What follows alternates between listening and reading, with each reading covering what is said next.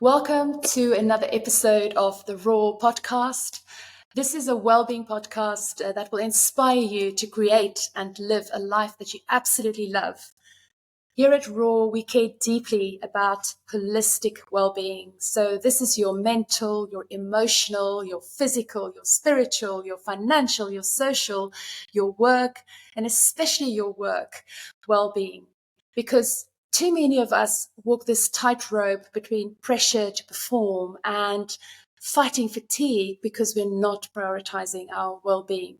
And so we literally work through our burnouts and we sacrifice our health just to get ahead in our careers.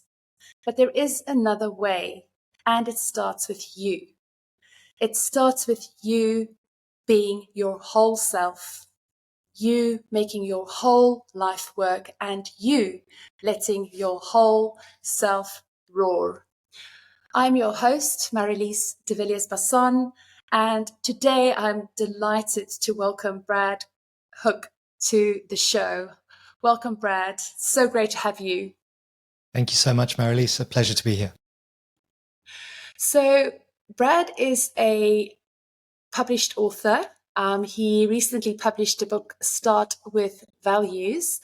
And I'm just going to tell you a little bit about Brad. He lives in New Zealand, and I'm going to forget to pronounce that now, Brad. Mount Maunganui. Perfect. Please help me if that's correct or not. Absolutely perfect. Well done. Mount Maunganui in New Zealand. Brad is originally South African, and so we share a home country and homeland that we're both very passionate about. But as I say, he's a writer, he's a speaker, an entrepreneur, and really a focus on human resilience and well-being. And so really what he does for a living is to advise top-tier organizations worldwide. He's an active partner in the Resilience Institute, and so he has recently also started the Values Institute. So this is a personal initiative that aspires to be the world's premium repository on the subject of human core values. And so today our conversation is very much going to be about why do we need to start with values. And, Brad, I'm so happy that you've joined me. I know that you've traveled extensively around the world. You've got powerful personal stories to share. And also what I love about what you do is it's very much, it's evidence and science based, so you intertwine technology, well-being and high performance, which for me is important because we live in a world where we've got to bring the kind of the science together with these high performance principles and well-being principles. And so, very sought after voice. And so, Brad, I'm going to dive in just to say, again, thank you very much. And tell us about you. Tell us about your story, your background, and why you do what you do. Well, thank you, Marilise. Yes, so as you mentioned, I grew up in sunny Durban, South Africa, and I I left after having a few close scrapes, I guess you could call them that, being thrown through the windscreen of a vehicle driving on a freeway at high speed, and I was on a downward spiral. And I realized that I needed to do something drastic. And the first thing that popped into my mind was, why don't I go traveling? It had always been a dream. I had heard stories of faraway lands from my grandfather. Remember, back in those days, South Africans couldn't travel very easily. But he worked for a retail store and he got to go to Japan and source equipment from Japan. And he told me all of these tales of places that he had been. And I knew that travel was going to be a big part of my life. So off I went. I went to London and I ventured down lots of different pathways and learned many things ranging from skills in technology, which fascinated me, through to design, through to media, and just absorbed as much as I could along the way. I had always dreamed about being a photojournalist and documenting faraway places that people may never get to, really going off the beaten track. And after arriving in Australia, where I lived for a good decade, I decided to pack up my life and get a one-way ticket to Asia and to start capturing stories of what I considered to be sustainable high performance. I wanted to meet everyone from kung fu masters to magicians to business people to athletes around the world, and to find out what are the secrets of sustainable high performance. And the reason for that mission was that I had experienced another major downward spiral. I'd created a digital agency in Sydney, Australia, big corporate clients. On paper, everything was going well. Didn't know that performance requires care and recovery. So it was all work, all play. And yeah, at some point, a massive learning experience. You hit rock bottom, feel hopeless, feel like there is no point to anything. And so I decided to go and find the point. And that led me on this adventure whereby I wrote for many magazines. I consolidated the information I'd learned along the way about well-being and high performance and psychology. I'd worked with many thought leaders while in Australia. And my first book was published while I was on that trip. It was called Surfing Life Waves. I used surfing as a metaphor for how we can approach life's ups and downs. And it's interesting how everything went full circle, because eventually I met the Resilience Institute, and the things I had talked about almost, several years before were the core principles of how to build resilience in your life. So, the elements of the surfing experience, perseverance, flow state, nervous system regulation, all of these things, which in my own rudimentary philosophy of life seemed important, turned out to be scientifically robust and valid. And then I set off on this journey of building the Resilience Institute into a large global organization alongside the founder. And we have supported hundreds of thousands of people around the world. And then a few years ago, probably about 5 years ago, I was in a boardroom and I was talking about resilience with a group of executives, high-level executives. And I said to them, maybe we should start with values, because we're going off into the how, but we're not really establishing the why. And one of them said something in passing. He dismissed the idea of values and he said, it's just a bunch of esoteric nonsense. You can't measure a value with a heart rate monitor. And that got me thinking. I believe you can. And if you are acting out of alignment with your core values, you can certainly measure someone's distress. Their heart rate variability goes down. They're no longer present. They're either ruminating or anxious. You can measure lack of values alignment. And so that led me deep into the world of values. And somehow I've emerged as the values guy, which is a label that I'm very happy to wear. And it's been really fulfilling. Yes, no, that's beautiful. And I remember the first time I heard of you was through a mutual friend, Carly, and she also introduced us. And for a moment, when she sort of positioned the start with values with me, I was a little bit not taken or caught off guard, I should say, but it was very much that we're so focused on purpose and, your mission and your vision. And I think the values just gave it that sort of, and I think the values, and you've said the word just there, you've said alignment.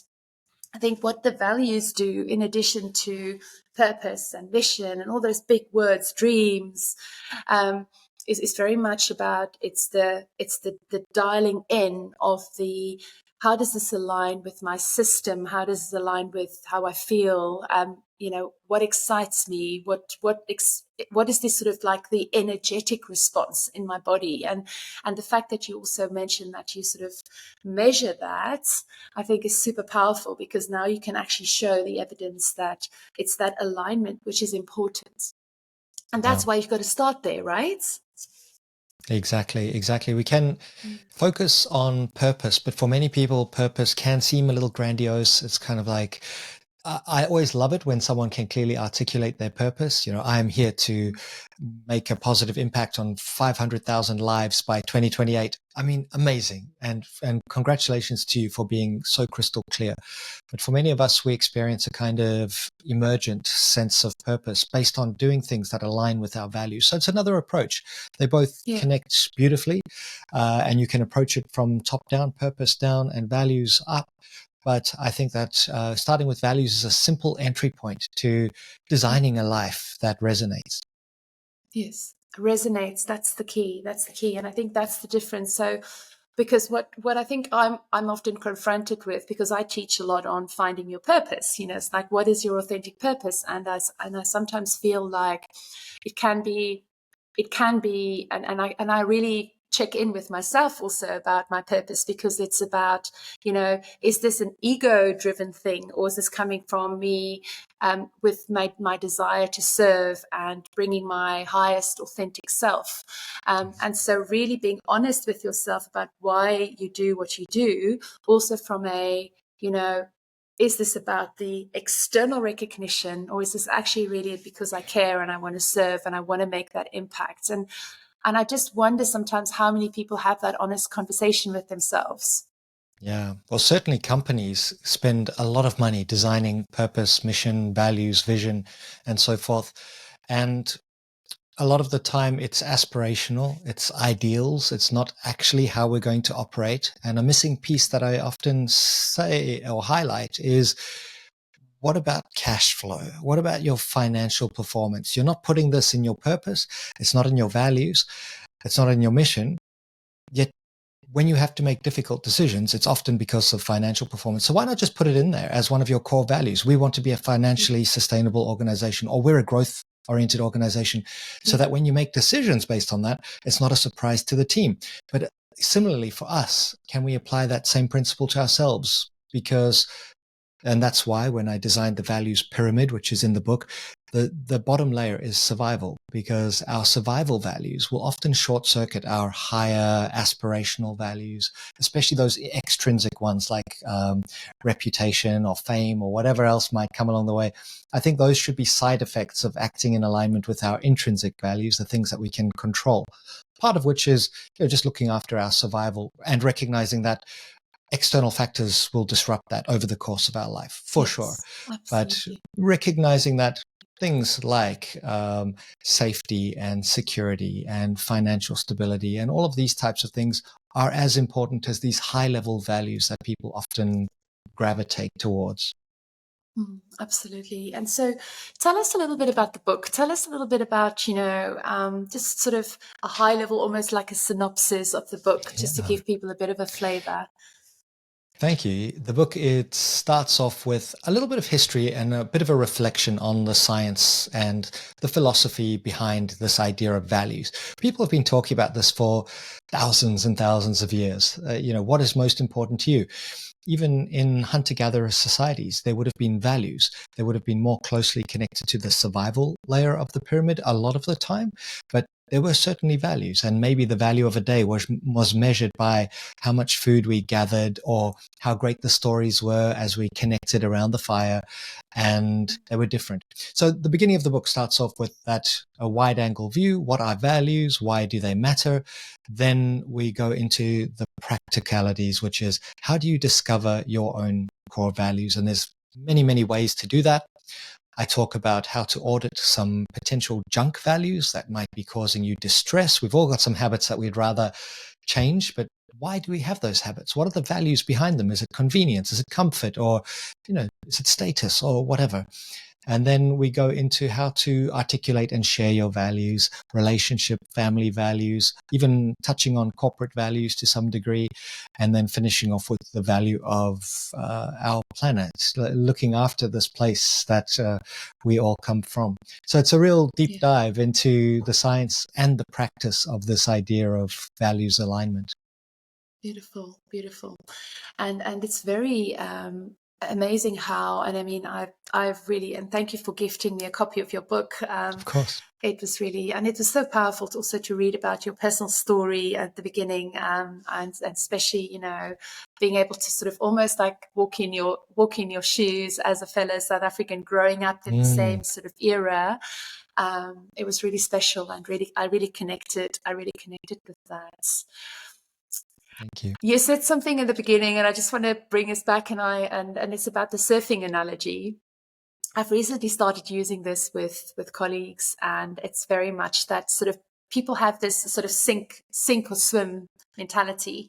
And so I spoke to someone recently, and I was kind of thinking about this sort of sink and swim analogy, especially from a resilience perspective, because it's like, say, are you sinking, are you swimming? And it's very much the feeling around that is very sort of contractive. It's heavy. It's difficult, and then this woman just said to me, but why not reframe it? Why not think about it as you're not sinking or swimming, but you're surfing? So I'm so delighted that you've presenced that with me, because I love how you've mentioned those principles. So I want to come back to it because I want to hear it again. I want to sort of come back to that surfing analogy and what are the sort of core principles that sit behind that in terms of resilience? Good, great question. Thank you. So one of my favorite quotes is by John Kabat-Zinn, and it's, "You can't stop the waves, but you can learn to surf." And surfing has been something that really helped me over the course of my youth. It was an escape, but it was also a place to learn, to practice, to develop new skills, and ultimately to find flow state, which we all know is our high performance zone. One of the key characteristics of being in flow is that we're not drifting into the future, anxiety, worry, fear. We're not drifting into the past, rumination. We are clear and present. And it was the first time I really felt this kind of expansive presence, and you're in nature, and it's really good for you. So some of the core principles that I documented in my book, Surfing Life Waves, are: one, are you at the right beach? Sometimes we can be trying to go surfing in the wrong place. There's massive waves, or the waves are too small, and you're not going to enjoy it. So really think about, where are you trying to ride the waves of your life? Then recognize that it's not just fun. It's actually really difficult. It takes a long time to get good at surfing. I can tell you later on, if you wish, about the surf therapy program that I was involved with here in New Zealand, where they took young men who had been in the prison system, and instead of some kind of community service or rehabilitation, they take them surfing. And the results are spectacular. And surf therapy has been shown to be one of the most effective interventions for veterans returning from war zones. Why? Because it puts you in an uncertain environment, unpredictable environment. You've got to learn new skills. You've got to stay present, and you use your body. It's an embodied practice. So you're out there, paddle out, you're going to get smashed by waves. Eventually you'll make it to where the waves are. But now there's another challenge, which is often other surfers. So there's emotional intelligence comes into play. How are you going to find your place in the lineup? And you've got people who are going to be really good and people who are just beginning. And then comes your wave. Do you tentatively paddle? Oh, maybe I'll give it a go. I can tell you that doesn't work, especially in a crowded lineup. You need to be assertive and you need to go, I'm into this, I'm going. And then you're on the wave, and that's your flow zone. You're not thinking about the next move. If you're thinking about it, you're not in flow. You're practicing, you're learning, you're developing your skills. But every now and then you find that golden zone and your skills match the challenge and you become the act of surfing. And then after the wave, you get the opportunity to reflect on what just happened, paddle back out. If you're with friends, your friends might cheer you on. And that's fantastic. And then there's the idea of stoke, which is that fulfillment. And much later on in my research at the Resilience Institute, we discovered that fulfillment was the number one factor supporting the most resilient people. So in a roundabout way, surfing taught me so much about how to navigate life and view the challenges and opportunities as waves, and being more discerning about which ones you surf, when you have the right skills, when maybe it's worthwhile going a little bit wide where there's no crowd and waiting for those rogue waves that do tend to come through from time to time, and catching those ones. Oh, I love that so much. And I love when I gain a deeper understanding and awareness of concept. And so you can just hear me already speaking about this with people. And I love how you, I mean, this is, as you say, you're so close to nature, and there's something about water as well, which is so powerful.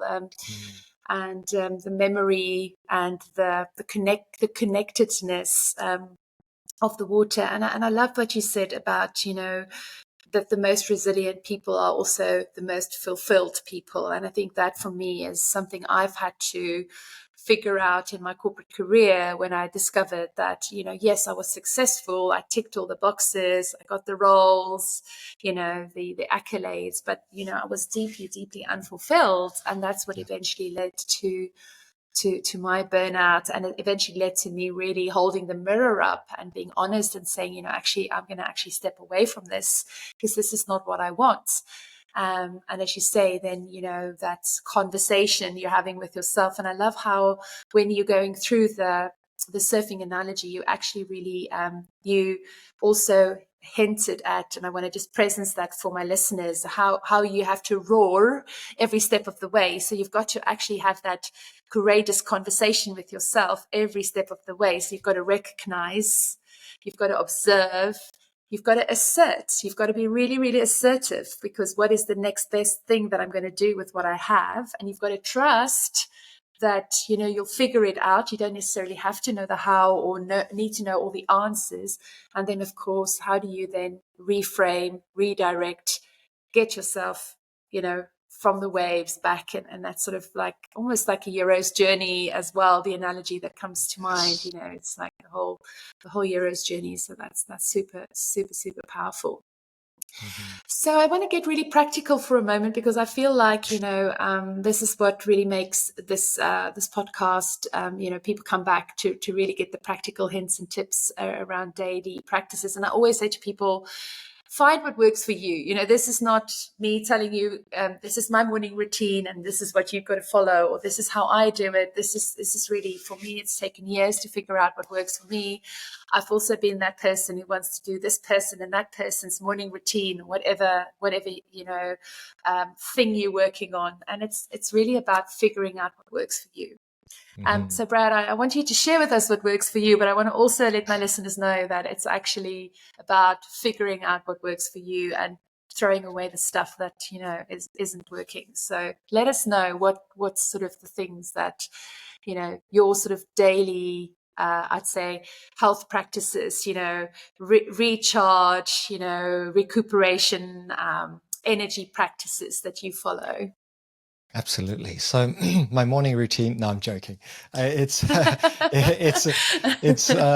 morning. Well, I do think how you start and finish the day matters. And so beginning with a little bit of space, resisting the temptation, which is always there, to pick up the phone and have a little scroll, look at what happened or changed in Instagram or in my inbox overnight, and being part of a global team, there's always a lot.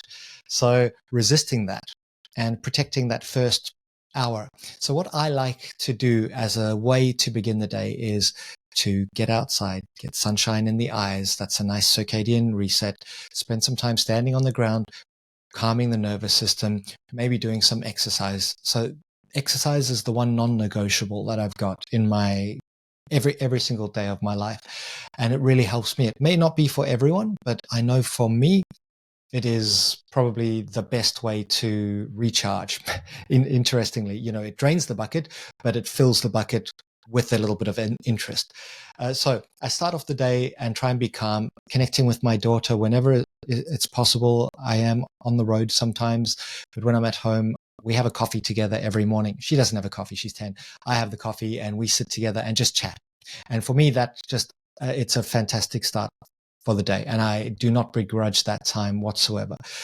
Then I usually try to find some flow every single day. If you look at my calendar, it's quite unique, and it took me years to get to the point where I could design my calendar so that Mondays and Tuesdays, the first half is flow. I don't look at email. I don't do detailed stuff. I just go and work on the most important things, and I know what they're going to be in advance. And I try and get into that deeply focused state. When we're in flow, we're 500% more productive. That's McKinsey research. So why not prioritize that to get some momentum? People sometimes say to me, how do you get so much done? I don't think I do, but I think it's those few pockets of flow every week that I just prioritize. The other thing is exercise, making sure that I do something ideally where I experience a little bit of awe. So I run up Mount Maunganui where I live. It's a small, it's not really a mountain. It's got a little cliff face, but it's more of a hill compared to the mountains in South Africa and other places. But I will try and do some fitness. And then again, just trying to be there to have a few conversations with my daughter. I know that the time is precious. She may not want to have time with me when she becomes a teenager. I hope she does.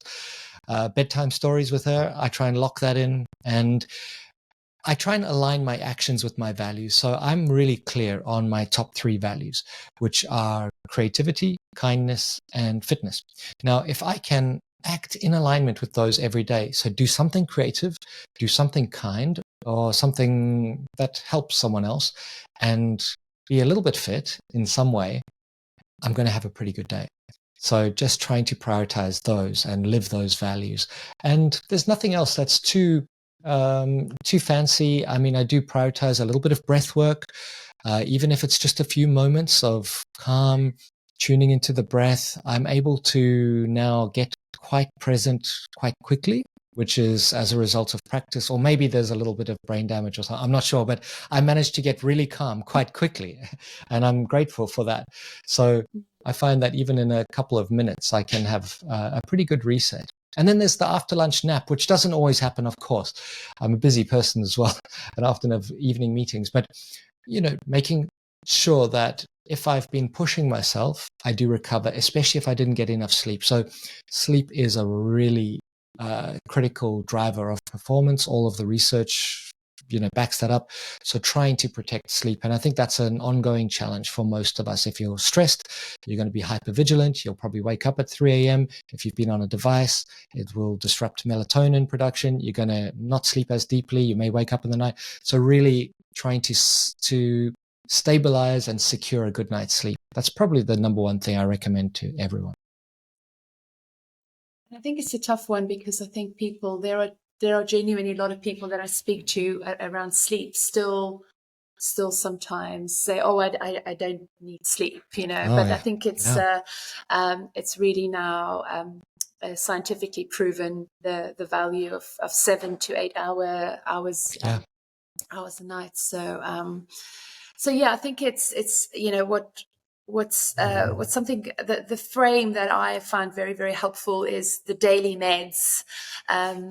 So this is something I learned from Brendan Burchard, but it's like, are you taking your daily meds? Yep. And that's the meds. It's not medication. It stands for meditation, exercise, your diet, and your sleep. And I have to agree with you. For me, exercise is also a non-negotiable. And I think what you've mentioned about ability to get present and sort of calm the nervous system really, really quickly, I think also links to years and years and years and years of meditation practices. And so I just want to explore meditation a little bit with you. And I think, when we came onto the call, we talked about how the year is just at such a crazy pace. It's like, how is it almost, Easter weekend, middle of April? It's just insane how busy and fast pace this year is, and we both sort of acknowledge that we've got to meditate more. So let's just talk a little bit about that, and just in terms of acknowledging that how powerful meditation is. Well, there's so many benefits, and the research is crystal clear nowadays that with deliberate and consistent practice over a year or two, you can actually have an epigenetic effect based on meditation. So you can turn off some genes that are ultimately responsible for inflammation. You can lengthen your telomeres. So there's real evidence. It calms the amygdala part of the brain. And in fact, mindfulness programs have been shown to really help those veterans returning from war zones. You can desensitize the amygdala, which is the watchdog of the brain, always on high alert for things that could go wrong. It's a fantastic tool for developing empathy and altruism and just reconnecting with yourself and slowing things down. I mean, there was one insight that I read. Someone in 1986 consumed 5 times less information each day than someone in 2011. Can you imagine where we are now? We didn't have TikTok, Teams, Slack, you name it. None of that stuff existed in 2011. So we are bombarded with information. And not only that, but we have all of this inner dialogue. So there's the external and the internal. And I think that just gives us the sensation of time just sprinting by. but we can Yes. slow it down. We can put on the brakes, and it requires some discipline, and it's not easy at first, but just slowing down and just tuning into your breath. Don't even call it meditation if meditation sounds woo-woo, or if you think it might Yes. be attached to a Yes. set of beliefs. It's not. It's just being mindful of your breath. It's being aware of the present moment without judgment. That's my favorite definition. Yes. Yes. Notice Yes. your breathing, Beautiful. I love that. notice your thoughts. And it's so interesting when you tune into that stream of thoughts and go, oh, is that helpful? Oh, that's reoccurring. What's that all about? Oh, why am I drifting there? And the more you practice it, you both strengthen your attention control, your ability to focus in the moment, but you also increase your ability to be present to your environment. And you need both Yes. in this busy, Yes. busy world. Wide angle awareness. Yes. What's most important? Zoomed in, deep work, flow state, and then come back out. Yes. And that's a better rhythm than being distracted, half focused on this, half focused on that, multitasking. If I'm working on 5 tasks simultaneously, I lose 80% of my time to context switching, just jumping. It's expensive. Yes. So Yes. learning how to Yes. monotask, be calm, focus on one thing, get it done well, enjoy the process. Yeah, monotasking. Everybody listen, monotasking, not Yeah. multitasking, monotasking. I Yeah. love that. And I think that's really so super powerful because, yeah, I often just look at my computer screen and I see the hundreds of tabs that are open, and I cannot even Oof, imagine I how many know. tabs are open in my mind. And also that context switching, as you say, it's so expensive. 80% you lose. That is insane. That is just Mm-hmm. insane. So, and that's why I think, because I was going to ask you, how do you actually really get into that flow state on the Tuesdays and did you say Tuesdays, the mornings that Monday and you, Tuesday. Mondays and Tuesdays, and it's really about actually doing the monotasking, I would imagine, and then aligning with those 3 top values: the creativity, the fitness, and what was the other one? The kindness.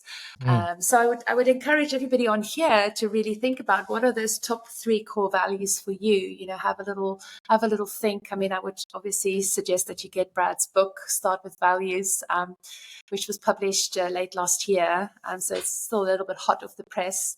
Very, very powerful. And, Brad, I just want to thank you so much for being here today. Lots and lots of golden nuggets and some practical tips that I will take away. I think my favorite thing we've talked about today is that surfing analogy and going deeper. Are there any sort of final thoughts that you want to share before we wrap up? Yeah, I think finding your flow zone is really powerful, and there are some clear criteria that can help with that. So have a specific goal for that amount of time that you've dedicated for flow. Ensure that you've got the skills to match the challenge. Too many skills, you'll get bored. Too few skills, you'll slide into anxiety.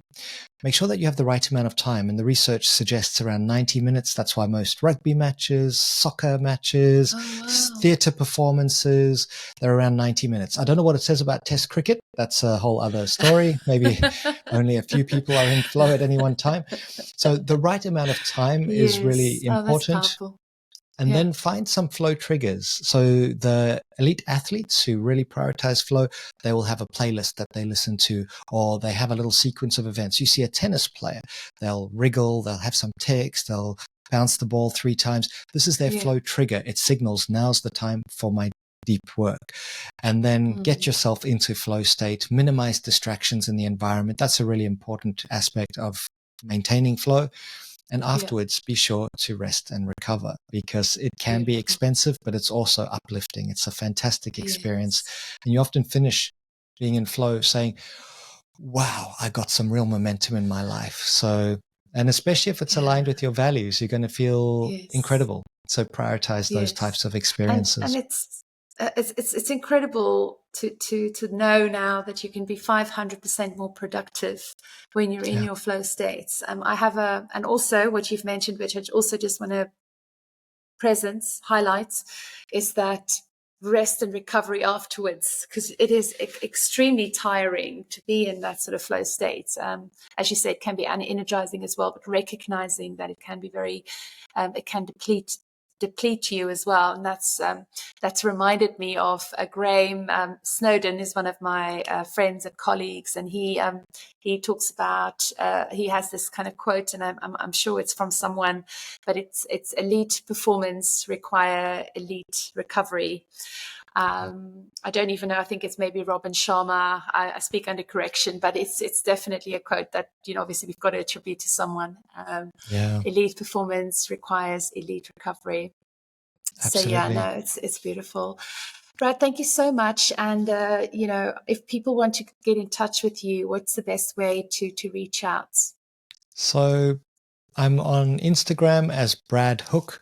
My website is bradleyhook, BradleyHook.com. And I'm on LinkedIn if you just search Bradley Hook, or if you just do a Google search, I tend to come up there either for Brad Hook or Bradley Hook. So yeah, I'd always love to connect with people and share what I can. Yeah, I know. And it's amazing to meet servant leaders like yourself and people who give so much back. And on behalf of everybody, I want to thank you for your contribution. So Brad, keep us posted with developments in your world and how things go with the Start With Values community that you're building. I'm sure there are people on here that would absolutely love to join that community. And so do reach out to Brad if you want to know more. And thank you for joining us today. I hope you enjoyed it as much as I did. I think I learn as much as everybody else from having these discussions. I think we always do. And absolutely loved it, Brad. Thank you for joining us and for taking your evening. I know it's late there. But yeah, I'm sure we'll chat lots more, and I, for starters, will definitely be journeying with you because I think this is powerful work. So everybody, if you've loved today's chats and discussions, let's connect. Reach out to me. You can reach me at Marilise. At marilise-de-villiers.com. So that's my email. You can reach out to all my main socials, LinkedIn probably the best. But yeah, and also if you want to know when the next conversation happens, do subscribe, hit the subscribe button. And yeah, just generally would love to connect with you. Take care until next time.